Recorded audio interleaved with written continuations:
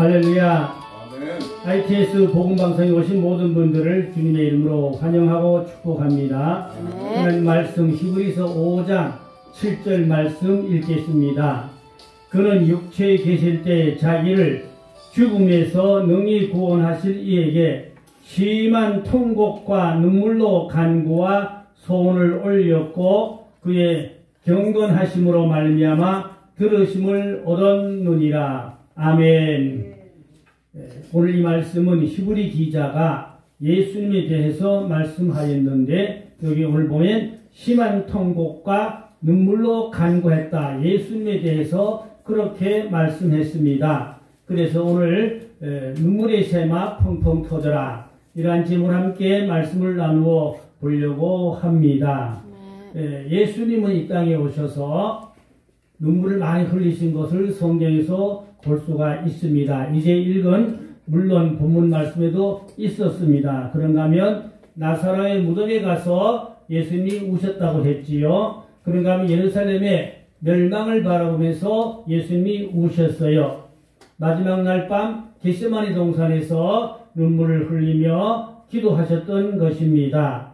또 그런가 하면은 십자가를 지고 골고다로 올라왔을 때 뒤따라오는 여인들이 가슴을 치며 울었거든요. 그때 예수님 뭐라 하셨습니까? 예루살렘 딸들아, 나를 위해 울지 말고 너희와 너희 자녀를 위해서 울라고 하셨습니다.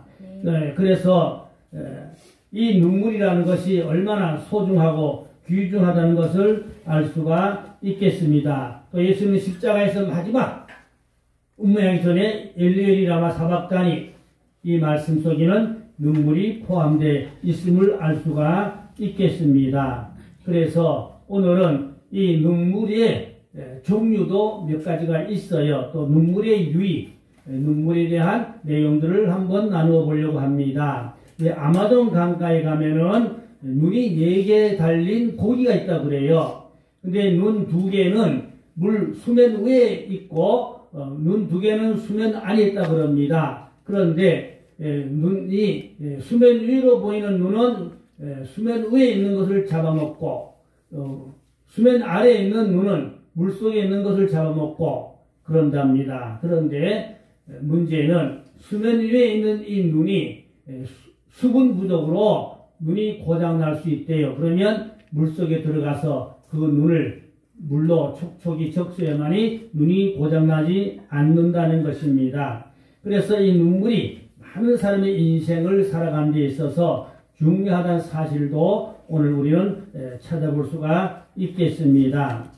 제가 잘 아는 집사님 중에는 아주 눈물이 많은 분이 있어요. 가끔 만나면 얼굴이 빨개지도록 눈물을 흘려요. 그래서 그 눈물을 안 보이려고 새까만 선글라스를 끼는 것을 볼 수가 있어요. 아, 또 눈물이 많이 났구나 하는 것을 알게 됩니다. 마태복음 5장 4절에 보면은 애통한 자는 복이 있나니 저희가 위로를 받을 것이며 예수님도 애통하는 자에게 위로를 주신다고 말씀했습니다. 그러면 이 눈물의 샘이 터지면 5가지의 축복이 오는 것을 말씀드리려고 합니다. 첫째로 건강의 축복이 있습니다. 이 눈물의 샘이 터지게 되면은 육적으로, 정신적으로, 영적으로 건강하는 그런 은혜를 또 축복을 입게 됩니다. 첫째로 육적인 건강의 축복을 받습니다. 이사야 38장 3절로 5절에 보니까 히스기야가 죽을 병이 들렸는데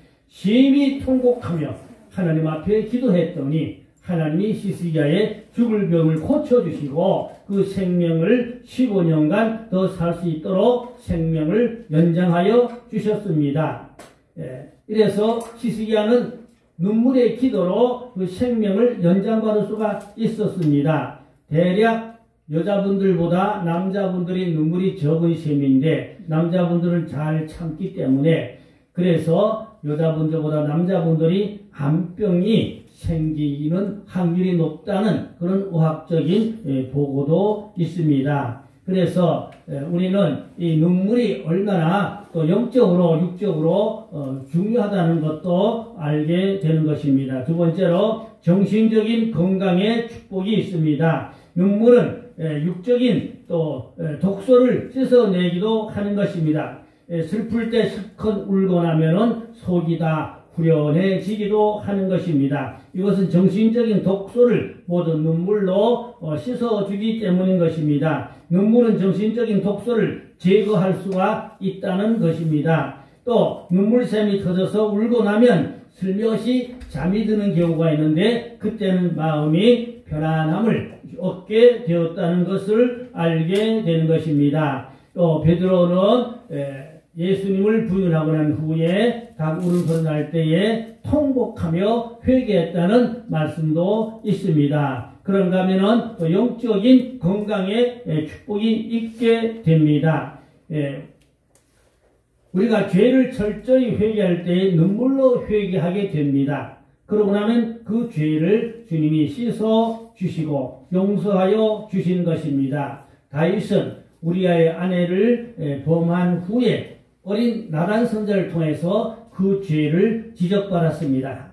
그때에 다윗은 눈물로 회개를 했다는 말씀이 시편 51편 6절 말씀에 보면은 있습니다. 내가 탄식함으로 곰핍하며 눈물로 내 침상을 띄우며 내 요를 적시나이다. 이 보면 다윗은 요나단의 책망을 받고 얼마나 울며 회개했는지 침상이 눈물에 적셔졌다. 침상이 눈물에 떴다. 이 보면 다윗이 얼마나 침상에서 많이 울며 회개했다는 것을 보게 됩니다. 그래서 눈물의 회개는 죄를 씻는 은혜가 있게 되는 것입니다. 누가복음 7장 38절 말씀 보니까 예수님의 그 뒤를 따르면서 또 예수님의 그 발에다가 눈물로 또 머리칼로 예수님의 발을 닦았다는 여인이 있습니다. 이 여인은 막달라 마리아로 알려져 있는데요. 이 막달라 마리아는 많은 죄를 범한 여인이지만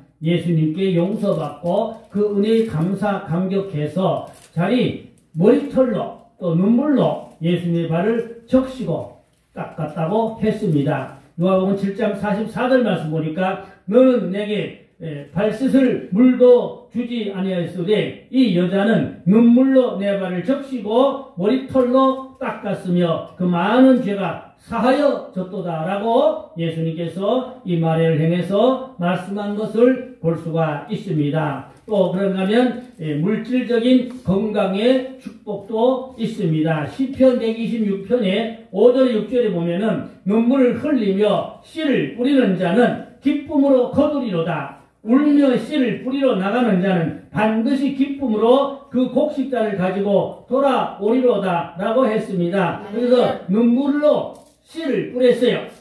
눈물로 씨를 뿌렸더니 곡식단을 거뒀다는 것은 물질의 수입을 가져오게 됐다는 말씀이지요. 그래서 많은 눈물로 기도하는 자에게 하나님께서 물질도 부어주신다는 것을 알게 되는 것입니다. 그래서 농부가 추위와 더위를 견디며 눈물로 곡식의 씨앗을 뿌리고 파종하면은 기쁨으로 그 곡식단을 거둔다. 물질의 축복이 따라온다는 말씀이지요. 그런가 하면 기도의 응답의 축복을 받게 됩니다. 예레미야 애가 2장 11절 말씀에 보면은 내 눈이 눈물에 상하며 내 창자가 끓으며 내 간이 땅에 쏟아졌으니 이는 천연의 백성이 패망하여 어린 자녀와 젖먹는 아이들이 성읍 길거리에 혼미함이로다. 예레미야는 하나님 앞에서 눈이 상할 정도로 울고 사람들에게는 위로의 말을 전하는 이가 큰 선지자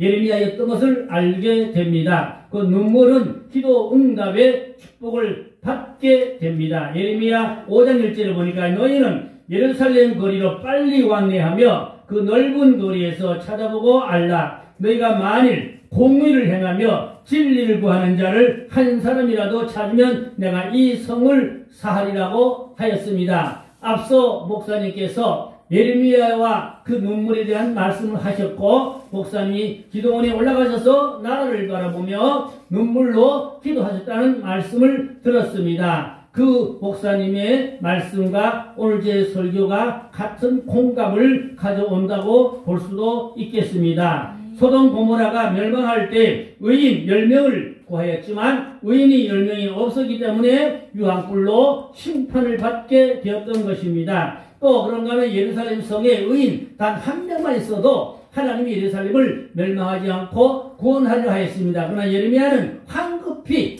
예루살렘 성을 뛰어돌아다니 보았지만은 의인 한 명을 찾지를 못해서 결국은 예루살렘 성이 멸망하고 심판을 받았습니다. 그렇다면 우리나라에 의인이 몇 명이 있으면 하나님이 이 나라를 구원해 주실까? 물론 정확하게 우리가 정답을 말할 수는 없겠지만 이 나라의 불의와 악독과 죄를 바라보면 하나님의 심판을 받을 수밖에 없다는 그런 이야기들이 많이 계십니다. 그러나 눈물로 통과하며 기도하는 의로운 종들도 적지 않게 많기 때문에 하나님이 이 나라를 반드시 구원하시고 반드시 이 나라를 통일시켜 주실 줄로 믿습니다. 예레미야 9장 1절에 보니까 어찌하면 내 머리는 물이 되고 내 눈은 눈물의 근원이 될고 죽임을 당할 내 백성을 위하여 주야로 울리로다. 이거 보면 예레미야는 엄청나게 많이 울었습니다.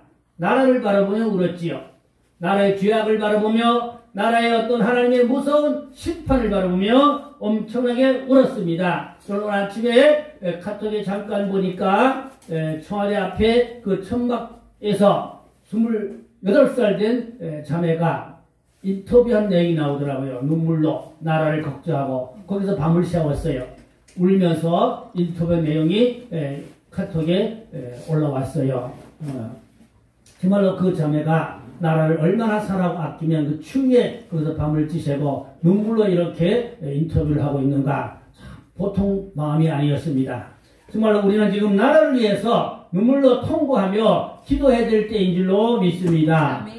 그 다음에 이 눈물에는 관계의 축복이 있습니다. 눈물로 훈계할 때 그 눈물의 훈계로 인하여 사람들이 변화가 일어나게 되는 것입니다. 그 부모님이 자녀를 바라보며 눈물로 훈계할 때 그 자녀가 돌이켜 좋은 사람으로 고쳐지게 됩니다. 또 스승이 제자를 향하여 눈물로 훈계할 때 그 제자가 잘못된 길에서 돌이켜 좋은 사람이 될 수 있는 것입니다.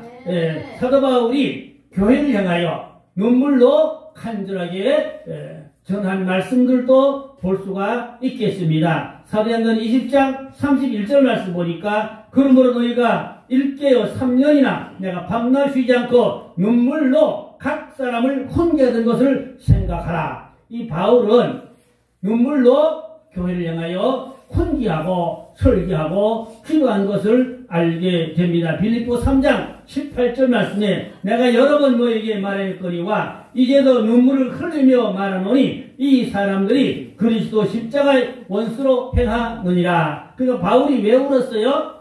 많은 사람들이 십자가의 원수로 행하니까 안타까워서 울었던 것입니다. 우리도 지금 죄인들의 멸망으로 지옥불로 떨어지는 것을 바라보며 눈물로 호소하고 또 외치고 또 전하고 기도해야 될 줄로 믿습니다. 또 시카고에 가면 유명한 전도자가 있는데요.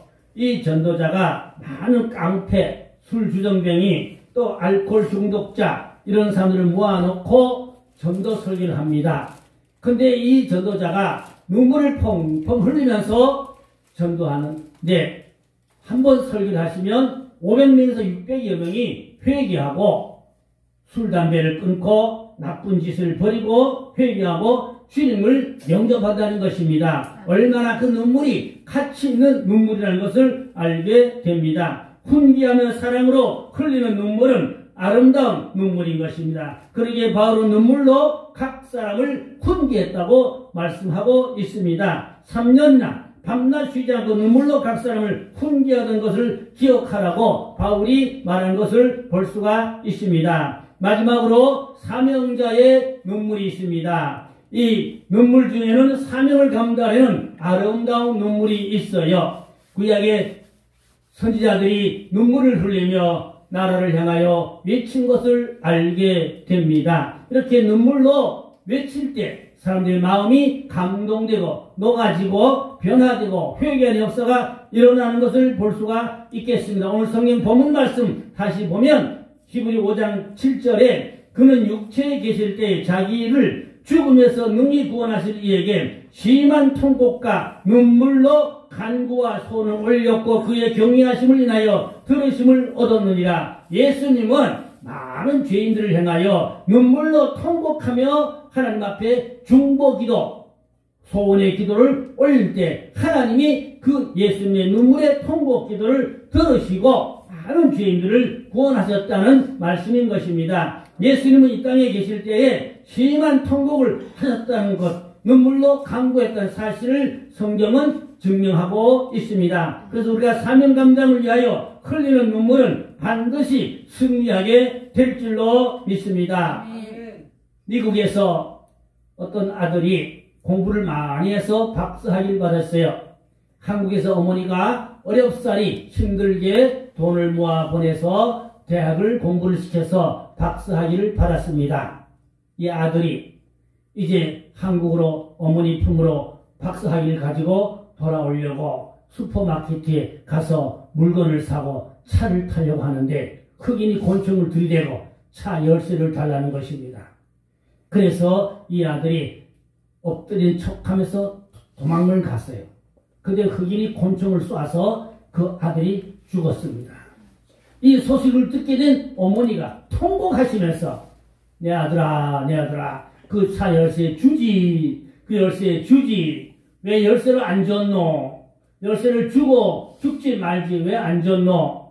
그 아들이 어릴 때 자랄 때 어머니가 눈물로 훈계하고 창내는 아들이 잘못했습니다 어머니 하며 엉엉 울며 어머니에게 잘못을 빌고 용서를 빌었다는 그런 이야기가 생각났다고 하는 것입니다. 그래서 오늘 특별히 예레미야의 눈물, 또 예수님의 눈물, 또 사도 바울의 눈물, 그 외에도 베드로의 통곡 눈물, 또 다윗왕의 회개의 눈물, 많은 이 눈물은 영혼을 깨끗하게 씻게 되는 것이고 많은 사람을 살리는 능력이 있게 되는 줄로 믿습니다. 아멘. 나라를 위해서 우리가 지금 많이 울고 또 외치고 통곡하며 부르짖어야 할 줄로 믿습니다. 아멘. 그래서 하나님이 의로운 종들의 눈물의 기도를 들으시고 반드시 이 나라를 회복시켜 주시고 구원해 주시고 새 나라를 반드시 건설하게 될 그날이 우리 앞에 멀지 않아 다가올 줄로 믿습니다. 아멘. 기도하겠습니다. 할렐루야. 하나님 아버지,